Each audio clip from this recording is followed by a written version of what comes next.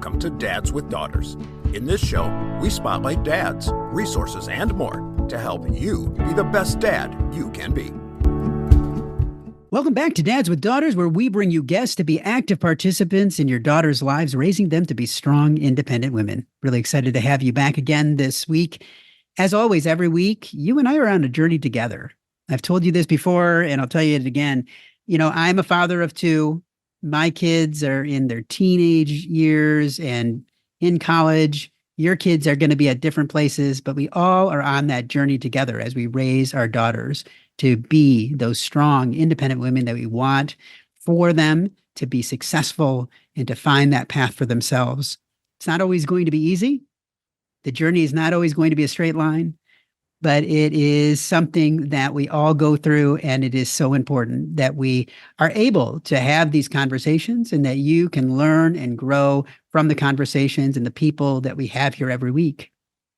I love being able to bring you different people, people with different perspectives, different fathers, mothers, other people with resources that can help you on this journey, that can help you to make that journey just a little bit easier, because you do not have to do this alone. I've said that before, and I'll say it again. Fatherhood does not have to be a solo experience. Sometimes it may feel that way. Sometimes you may feel like it should be that way, but it doesn't have to be that way, and it shouldn't be that way. There are so many dads that are out there right next to you, your next door neighbors, the people around you.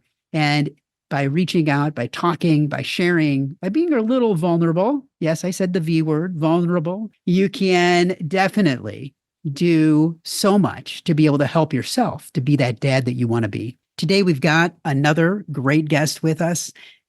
Jesse Bradley is with us today, and Jesse is a speaker. He's an author. He is the lead pastor of Grace Community Church, and we're going to be talking to him about being a father of four, as well as some of the things that he does on a daily basis and working with dads, but also working with just people in general. And I'm really excited to be able to have him here and to talk about his own experience. Jesse, thanks so much for being here today. Christopher, it's an honor to join you. I've been looking forward to this. Thanks for all you do to encourage and to equip dads and really parents, because we need help. We really do. I'm not joining you as a guest as someone who has all the answers or has it together. We're lifelong learners, and parenting is truly an adventure. But we can encourage each other. I think through stories, through things that are working in one home are probably going to work well in another home. And thank you for connecting dads too, because like you said, the temptation, I think, is to drift, to be isolated.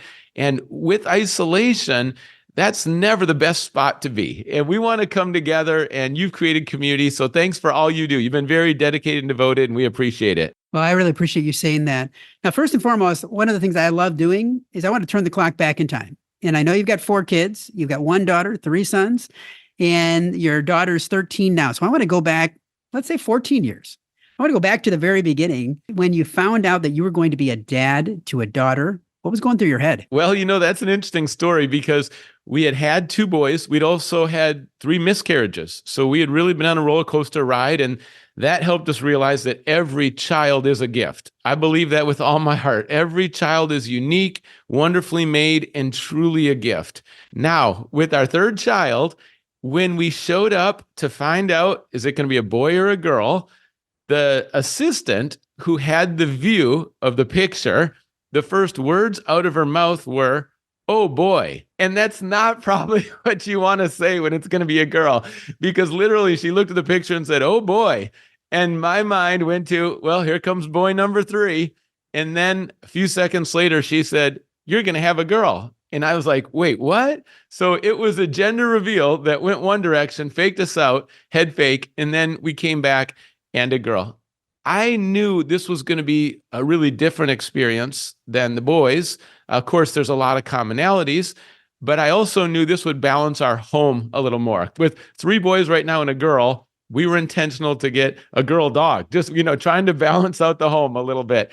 But I was excited. My wife had a name in mind, and it just seemed to come together well. And such a blessing. I'm so grateful for Lily. Now, each child is unique. You've got 4 kids, and you have to take that time, spend that time to connect on an individual level. When you have 4 kids and you have a daughter, you have 3 sons, What are you doing to make those unique bonds with your kids, and especially the bond that you want to have with your daughter? That's a great question. It's easy to always be in a group, and you really need that one-on-one time. I like the phrase be intentional, because a lot of times your child might not come to you and share everything they need, and they're hoping that you're going to pursue them. And that time for me that's been consistent is before bed. I feel like there's something about that last hour where people are a little more open, honest, share feelings, let their guard down. And that's been consistent for us. And we do a couple different things during that time, but sometimes it's playful. We started playing catch with one of her stuffed animals that's round. And then we started keeping score. And eventually, what's our record? And we made it up to a couple hundred. But that was just kind of a fun thing we started doing. And I thought, okay, my daughter isn't into sports like I was. And that's okay. In fact, she's the exact opposite. I wanted to do sports with teams, scores, balls. She doesn't want anything to do with stress, competition. Like, she would prefer to just go for a run, enjoy a run or a hike or something. Swimming. She would just swim for hours. She doesn't want to race, but she would just be in the water for hours. She likes to swim, learn how to swim. So we're very opposite when it comes to sports. And this is just one of those playful things we did and started to, she has a lot of stuffed animals, and I don't even know how we started, but she learned to catch through that. And that was one thing we did. But more than that, during those times together, I listened to her, how she's doing. I try to speak a lot of words of affirmation, because especially middle school, and even slightly before that, there's a lot of pressure. There's a lot of peer pressure. Sometimes kids tear each other down. Are you cool enough? How do you look? Do you fit in? And they're bombarded. And sometimes by the end of the day, they can just feel like I don't measure up. And, who I am, it's just not going to work. And I try to come in with that voice of affirmation. And let me tell you, children need the affirmation. If you have a critical spirit and you're just always finding the areas that, you don't think they're doing well, and you lead with that and you overemphasize that, it tears them down on the inside. Yes, we do need to hold them accountable on some areas and bring out the best in some areas, but a lot of it is the affirmation. And I can just see there's a security with Dad's voice when I see things, and I'm not saying things just to flatter. I'm not saying things that are half true. Like, sincerely, what I see in her, it's so wonderful. And I put words on it. I don't just have that thought, but I put words on it. It builds up a security for her. And I think what it does is give her confidence that she doesn't have to chase after everything that her peers are chasing after. And she really is one of our children who has seen through the games and seen through some of the, emptiness of just trying to be cool. And there's been a security and a confidence that she's had. And I think that the affirmation of parents on her character, on her effort, on her creativity, on her kindness, on her intelligence, like just all the wide range, her faith. One of the things we do before bedtime is just a short time of prayer, or we like to read. Now, we've read a lot of different stories, but we also read like the Bible, and we want to build her up. And when I think about parenting in that time, and I know I'm focusing on that time before bed, but that's been daily for as long as I can remember. Since she was just an infant, it's every night we're there in that time. And sometimes it's my wife and I, sometimes it's just me, sometimes it's just my wife and the longer one. Both parents are there, but it's just one will stay longer. But that is intentional with every kid. And one-on-one, that's where they don't have to look around and say, okay, are my siblings listening? What are they going to think of me? They just pour out their heart. And when they feel safe, create that safe environment where they can talk to you about anything.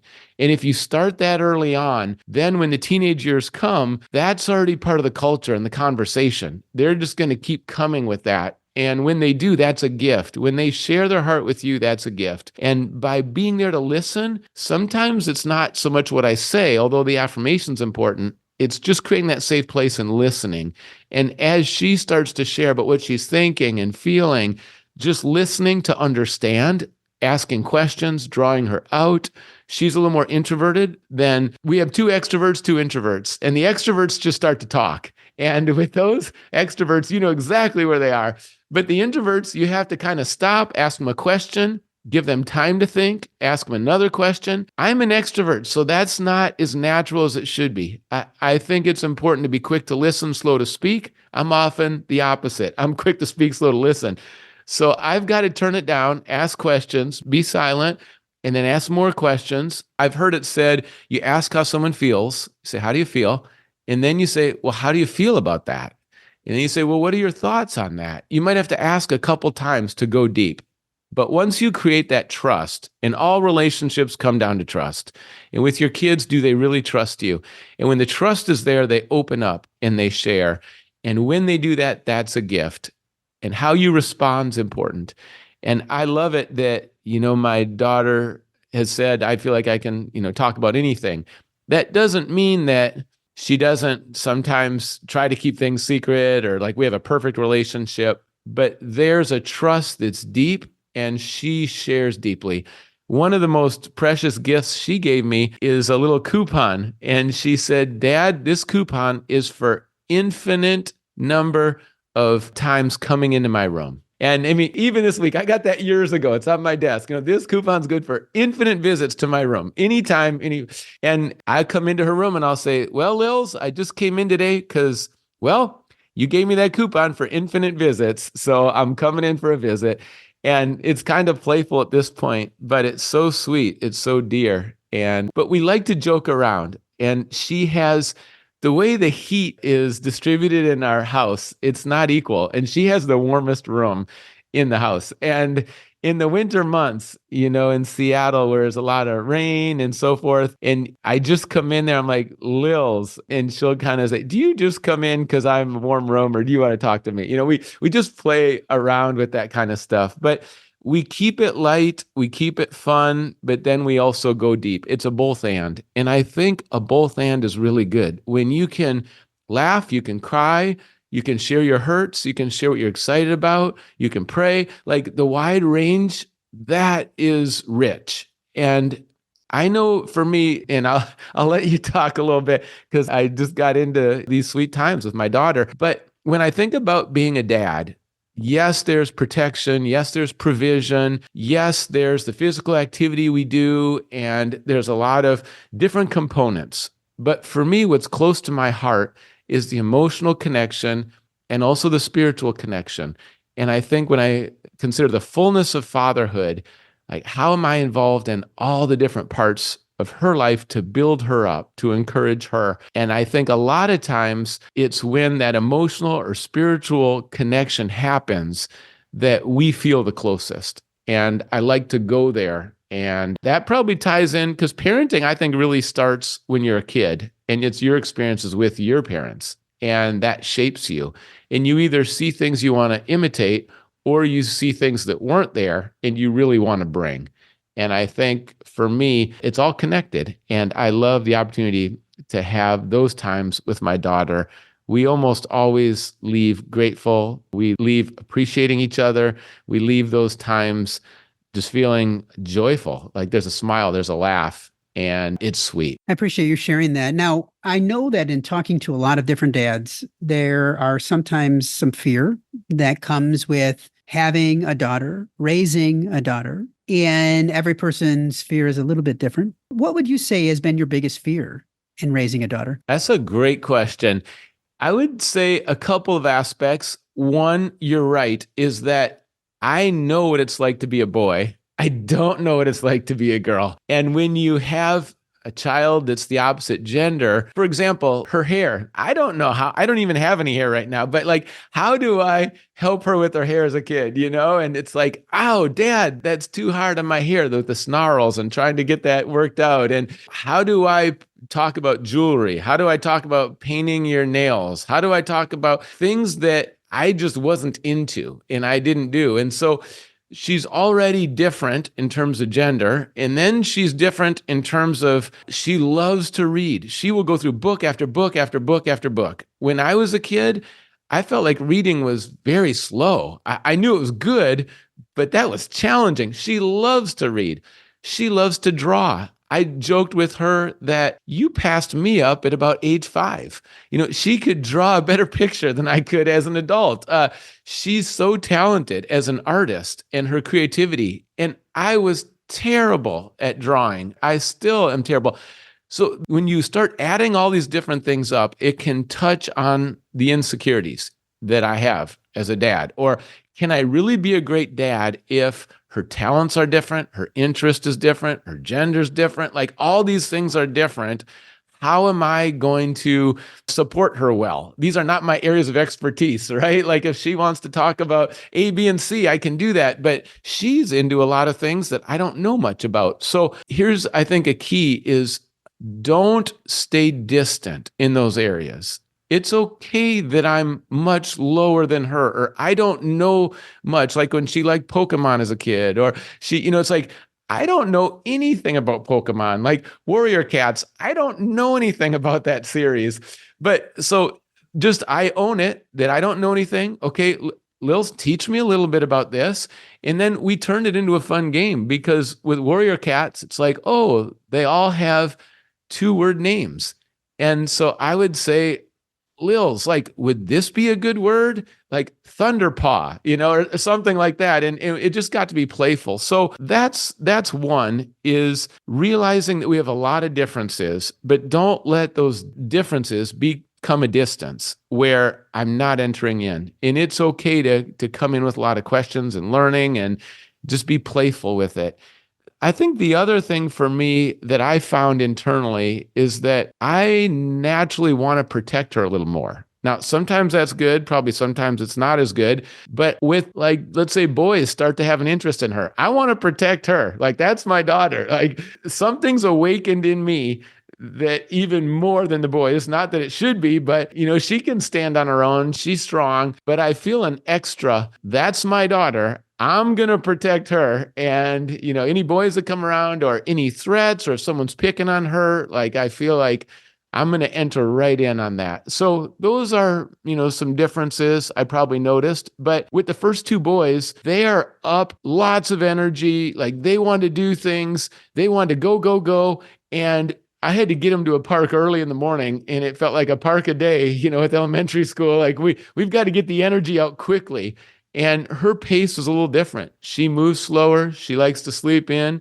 She wants to talk. She wants to start maybe more relationally, whereas the boys are looking for something physical, and just picking up on these differences. They weren't like planned ahead of time, but it was like, okay, this is going to be a different rhythm with her. And it almost felt easier in some ways because I don't know how to describe it exactly, but I just felt like we were being together. We were just being, and that was really, really good. Whereas maybe the boys, it was a little more on like, so what are we going to do? What are we doing? And she could just sit in that being for longer. And that was another thing I picked up on early on. So those were some initial thoughts, but you're right. It was different. And of course, it's not just gender, but different kids have different interests and passions and pace and all of that. But yes, it was different. Now, I know that you have a new book called The Power of Second Sight, How to Live with Indestructible Hope. And I know that hope is something that you talk to a lot of people about, not only within your church, but just in speaking and working with people. And sometimes with kids, helping them understand hope, helping them understand what that means and how that impacts their lives may not be always tangible. So talk to me about hope. And how are you working with your own kids? How are you working with other people to help them to better work with their kids, to understand the power of having hope and how to help their kids to kind of hone that hope within their life? Yes. Thank you for bringing up the topic of hope. It's really vital. Hope is essential. Hope is that confident and joyful trust in someone or something. When people have hope, they feel alive, they're motivated. And what we see now, I looked at a recent study at UCLA that There's a fifth of high school students that are thinking about suicide. I mean, we live in a time, especially the last few years since the pandemic, where there are so many people that are feeling hopeless. I remember the Census Bureau said 48% of Americans feel hopeless, and our kids are struggling with that. It's a generation with a lot of technology, but not always a lot of connection. And how do we come alongside kids and build up hope? Hope, it's linked to a lot of different things. I like to say hope is available to everyone. This is not just vague hope or hope that randomly comes and goes, but hope is relational. It's tied to your quality of your relationships. I think that's with parents, friends, God. I think that relational aspect's important. Also, hope is habitual. There's habits you can cultivate. So when we get together before bedtime, that's a hope time together, right? When we have certain things we do together that are positive and their habits ingrained, they're worked into our schedules intentionally, those bring hope. So hope can increase, hope can decrease. And you can tell when someone has hope. You can see it in their eyes. Some people are alive and there's almost a fire in their eyes, and some people are glazed over in despair. And we need to come alongside kids and help them discover hope. And I think that can happen it starts with a parent, and I think it relates to our thoughts. I say the power of the second thought is that you can replace the negative first thought, because we have thousands of first thoughts every day. And how do you replace it with an intentional second thought? Let's say you're parenting and the kids are pushing your buttons and you're getting really frustrated. You might feel like, oh, I don't want to be around these kids. And you have these thoughts about your kids that are not good, right? And what can you do? Intentionally replace it with a second thought, where we started today. My child is a gift. My child is so important to me. Or when you start to distance from your kid, you need to have that second thought. Like, the most important thing is my child needs to feel connected. And you go back to that connection and you reconnect. My child's more important than my phone. My child's more important than my job. My child's more important than my own hobby right now. And those intentional thoughts, they redirect us, and we remember our priorities. We get the right perspective and we have hope. And then hope starts to flow out of those thoughts. Well, a child has a lot of thoughts and during the day, and there's going to be a lot of thoughts running through their mind. And those negative thoughts, when they recognize those and start to replace those. And as a parent, you provide thoughts that are true and you build up your child. I think parenting is very conversational. There are intentional times. Like, I love the time my daughter and I went to the daddy-daughter dance. We celebrate that with a picture. And, she's drawn a picture from the actual picture. We've gone to New York City together, and including her in those longer extended times where it's just my daughter and I. Those are amazing. During those times, I want to be saying things that bring hope to her. And when she starts to hear those, then she'll start to believe those more. She'll start to own those and realize those. And when I talk about how special she is, every child's different. For my daughter, words of affirmation are very important. And when I start to bring those, now she has those and she's hearing that. And that's going to help her what she believes and what she believes about herself, what she believes about her talents. And all those things are connected to hope. Affirmation, I think, is one of the ways that I can bring hope to my daughter. And when that foundation is strong, when she knows that God loves her, mom loves her, dad loves her, she knows these are her talents. She knows that she is special in these ways. When all those things start to come together, there is a foundation of hope that is solid. And it's like that house on the rock and not the sand. And that's what kids need today. Can they do it all themselves? That's a tall order. But who has more influence than parents? I like to look at it this way. There's a lot of things I do that 100 other people can do. If I'm not pastor at Grace Community Church, there'll be 100 resumes in tomorrow. During the day, there are all kinds of things. There's only one person that can be Lily's dad. Only one. And if you're the only one that can play any given role in life, right? I'm the only one that can be Lori's husband. I'm the only one that can be Joel's dad. Like, if you're the only one that can, that tells you like this role is incredibly significant. And I don't think anyone shapes hope more in a child's mind and heart than the parent. And yes, the parent has an incredible privilege, an incredible opportunity to build up hope. And we do that, in a number of ways. But notice your child, because this is relational, it's not a formula. Yes, I think there's some best practices. I think the words you say, their soul, the affirmations you give, the connection you have, the way you listen, recognizing their strengths, all those things build hope. And that voice of a parent, I remember our very first child, and his name's Joel. When he was born, he was fussing and came out screaming and fussing, and the doctors could not get him to settle down. And then I walked over to where he was, and I just said, Joel, it's okay. And just like that, everything calmed down. He was fine going forward. And I realized in that moment the power of a parent's voice. So my encouragement to dads is just check your tone, check your words, check your affirmations, and realize that you're a hope leader. You're the one that's going to lead your child to more hope, and that you bring that. And that role right there, it's a spot where no one else can fill. No one else has the same influence. And be intentional. And it's worth really maybe reading for some. The Power of Second Thought is a book I wrote, but there's so many good resources. And I've got some other ones on jessebradley.org that talk about how to interact with children and build that hope. But my encouragement to you is start with your listening and start with your words, start with your time. And when you invest the time, it's quality time, you choose your words that bring hope and you listen.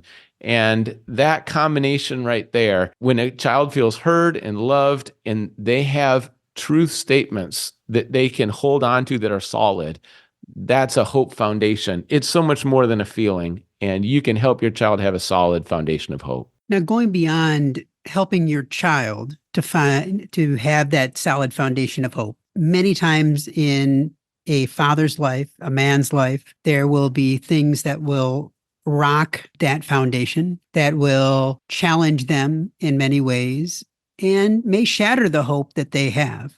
The hope that they have as a father, the hope that they have as a man. And what do you say to those people? The people that are listening, that are losing hope for themselves about what they're seeing in their own family, that what they're seeing in the relationships that they have, let's say, with their daughter. What are you saying to them to be able to either regain that hope or move back toward a pathway to be able to have hope in their life? It's a great insight, Christopher, because how we're doing is directly related to how we parent.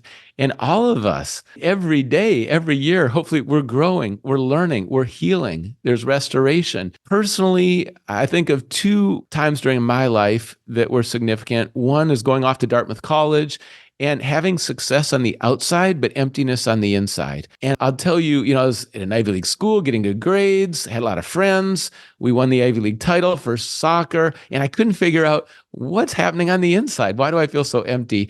And I like to say there's the outside story, there's the inside story. People see the outside story like on social media, you post some pictures, they see you at work, they have a sense of who you are. But the inside story, people might not know what's really going on. Now, your child might have a sense of it. But for me, at that time with that emptiness, I took a class. It was Introduction to World Religions. I read the Bible for the first time. I started to learn about this is relationship, not religion. I was an atheist. In my family, Baskin Robbins, 31 flavors. We love each other. We're very close. A lot of different views and beliefs, and we have great conversations. But for me, I reached a point where I went from thinking there's no God out there to there's a personal God who loves me. And that is like an anchor for the soul. And all of a sudden, I, on the inside, felt this joy I had never felt. I felt like I'm not alone. Anxiety went down. Like there were just so many shifts that happened through that. So faith is one thing for everyone to really consider. And of course, as a parent, you might be thinking, what do you want to pass along to your children? They're going to make their own decisions, but how do you want to introduce them to the spiritual life or to faith or talking about God? That's an important consideration as a parent. And you might think back to your own childhood. Again, maybe some things you saw and didn't like in church, and you want them to stay away from those, or some things were really valuable and foundational for you that you want to pass along. And that can be a great gift for a child. Also, for me, I played professional soccer, and then there was tragedy. In Africa, I took a prescribed medication to prevent malaria. It built up toxic levels in my system. I was fighting for my life for a year, and it took 10 years to fully recover. And during those dark moments, sometimes the greatest experiences can come out of those painful times. And for me, one of the shifts that I needed to make is that I had a performance-based identity. And I was always thinking, what can I do better? How do I do it better? And my sense of worth and value was linked to my performance. And that wasn't challenged until I physically couldn't do anything. And at that point, I had to make a shift, because if your performance-based identity, you're going to be on a roller coaster ride of pride and shame, inflated, deflated, and ultimately you're going to pass it on to your kids. And yes, it was positive in terms of my athletics and my academics, but when my parents got divorced at age 7, that was something that was so deep and painful and I couldn't control, that I looked at life and thought, well, what can I do and how can I do it better? And I didn't really enter in emotionally or grieve, but instead I tried to achieve. And you can't achieve everything in life. You can't, if your identity is linked to achievement, it's a cruel trap. And I never realized that until my 20s. And that shift right there freed me to a grace-based identity. And I'm already loved. And that was one that was so profound and hit on so many levels. And I highlight these things to say we're growing. And as an adult, I continue to grow. There's shifts I make with gratitude where I'm intentional. I call it a gritty gratitude, giving thanks when you don't feel like it. That's a habit, but it's an important one.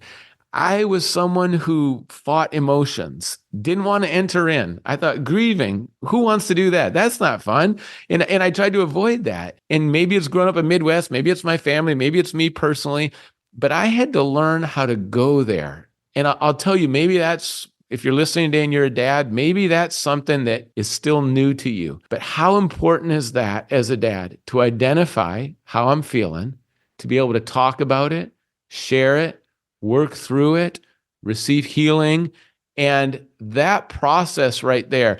See, if my focus or my approach to emotions is that you just keep them all away and you stuff them and you put them in the trunk, well, then what am I going to bring to my daughter? When she has emotions, like, am I going to coach her to say, no, you can't feel those? And I'm going to try to solve all the time right away. And I'm going to try to compartmentalize and I'm going to try to stuff it. It's like, no, that's going to backfire. So I had to figure out how to work through my own emotions and not be in denial. And that might sound simple as a concept, but I'm telling you, practically, I didn't know in prayer how to give my burdens to God. I didn't know how to let people in. I had a view of God that he's only interested in things that are going well. He doesn't want to come into my, doubts or my despair. And when I started to let people in and receive that love, and when I started to work through my emotions, it brought a level of health personally for me, but then also changed my parenting, because now I can help my kids with the emotional side of life. And we call it big feelings. We all have big feelings. So what are you going to do when you feel angry? How are you going to handle it? I can't take my kids to where I don't go personally. So if I don't know how to work through anger, then how am I going to guide my kids? If I don't know how to work through grief and sadness, how am I going to guide my kids? And I think that combination of that transparency, when I'm transparent, vulnerable, like you said, with my kids, and they can see that, in an age-appropriate way, and then I can share how that affects me, but then how I respond and what's true about that, but then also how I walk through that. When I can do that with my kids, now that's going to set them up for success, and they're going to have that coaching in a way through their own emotions. And so as a parent, don't stop growing, and then help your kids to walk through the intense challenges, emotionally, spiritually, and relationally. That, to me, that section right there in life, where it's emotional, it's relational, it's spiritual, that intersection, a lot of parents don't go there. And I can't tell you how valuable it is to go there. And I didn't have that a lot of times as a kid, but that's maybe create a passion for me as a parent. That's what I want to help my kids navigate, that space right there. And so that's a longer answer, but I'm so glad you really touched on it, because if we think parenting is just answers or a program, we've missed it. We are human beings, and we are intellectual, emotional, relational, spiritual. And the more of that fullness that comes in personally as you grow, and then you connect with your kids and you share that together, that's the richness of life right there, and the richness of parenting. Now, we always finish our interviews with what I like to call our Fatherhood 5, where we ask you 5 more questions that delve deeper into you as a dad. Are you ready? Right on. Let's go. Christopher, I like the way you do this. In one word, what is fatherhood? It's love, because I don't think there's anything greater in this world. I don't think there's a close second. It's love. And what they need more than anything is your love. Yes, love does include truth. Love has setting good limits and boundaries and accountability and all that. But deep down, does your child know that they are loved and how loved they are? There's something about kids that pick up on that. And if they feel second rate, they just know where love's coming from. And that's the most important thing you can bring, authentic love. Now, when was the time that you finally felt like you succeeded at being a father to a daughter? Wow. I guess in some ways I feel like this is a marathon. And so it's too early to celebrate, because I'm going to be her dad all my days. And I don't think being a parent stops at age 18. I mean, for some kids, they certainly want more and need more beyond that. But what does success look like? How do I measure that? That's a great question. And that's a deep question. I've said before in this conversation that she enjoys spending time with me. She feels a deep connection with me. She also can talk about anything with me. Those are maybe milestones. Those are things to celebrate. And I've heard it said this way: here's the road trip test. Would you like to get in the car and take a road trip across the country and then come back with someone? And I would say this: I think both my daughter and myself, if we said, should we do a road trip across the country together? We both say like, yeah, let's do it. And that enjoyment of each other, I can just see that look in her eyes. It's just like that endearing tone. She's like, oh, Dad. I do dad jokes, and it's a fine line between dad jokes and dud jokes, but just that in her voice, that tenderness, that look in her eye, that fun we have together, and we both just really enjoy each other. Now, if I was to talk to your kids, how would they describe you as a dad?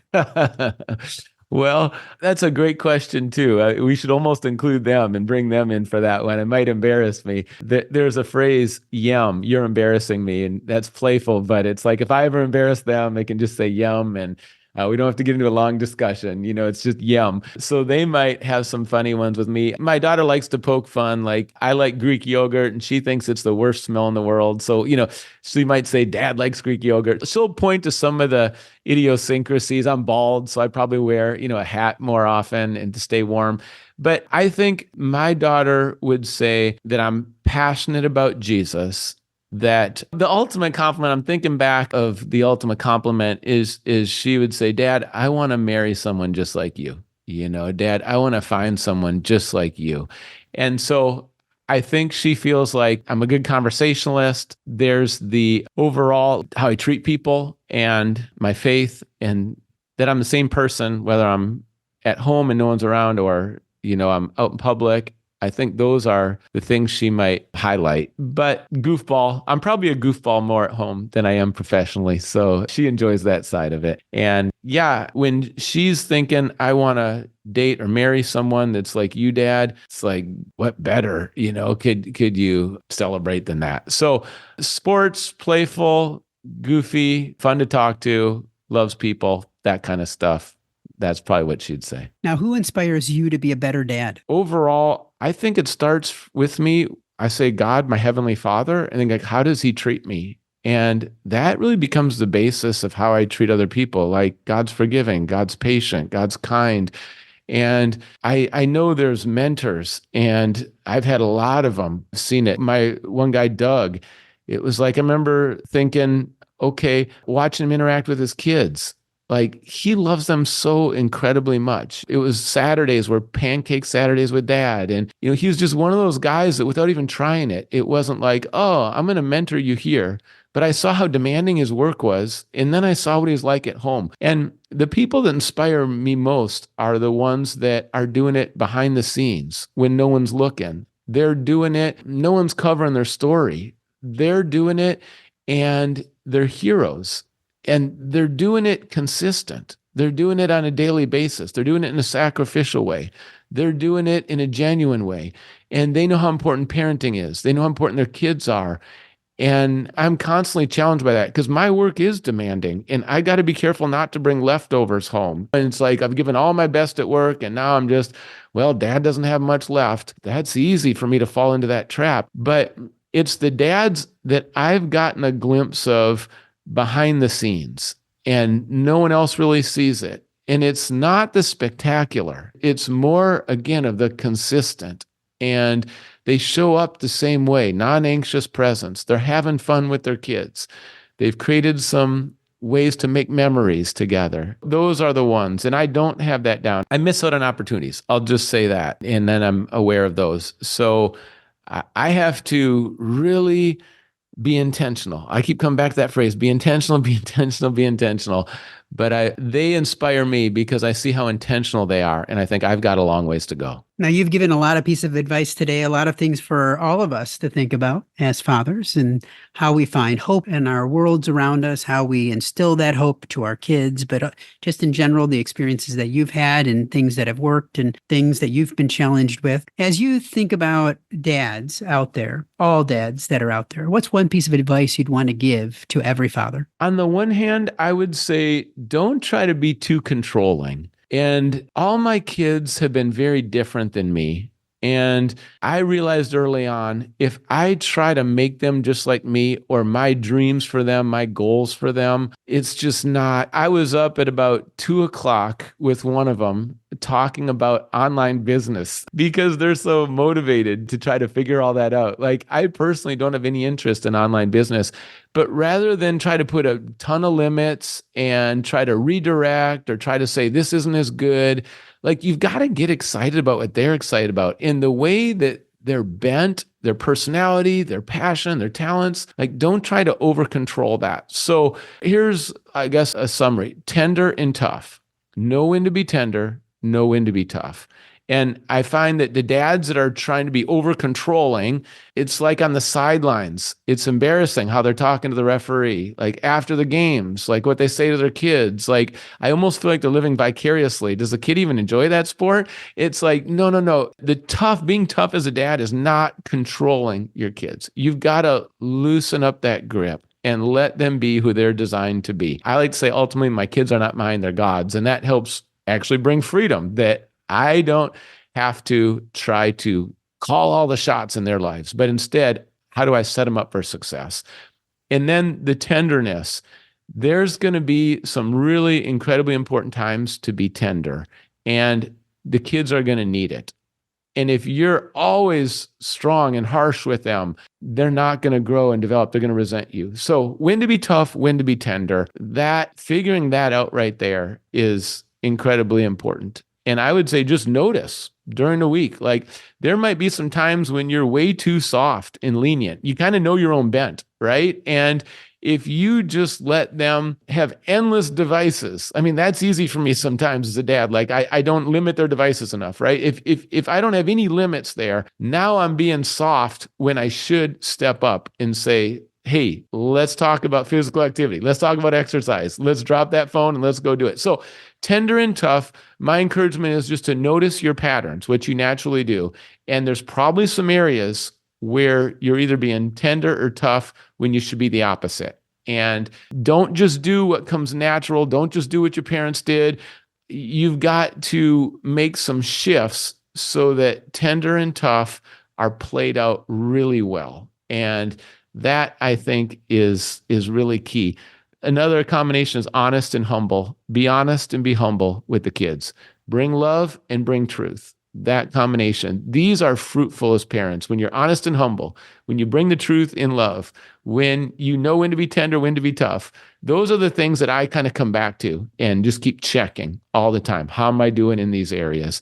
And that's what helps me. Well, Jesse, I just want to say thank you. Thank you for being here, for sharing your story. If people want to find out more about you, where should they go? The website, jessebradley.org, a lot of parenting resources there. So you can check that out. They're all free.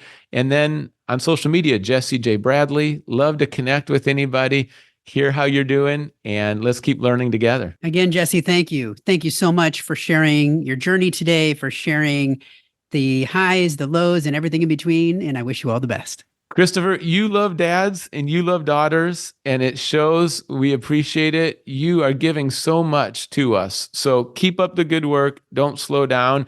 And thank you for the community that you continue to build. If you've enjoyed today's episode of the Dads with Daughters podcast, we invite you to check out the Fatherhood Insider.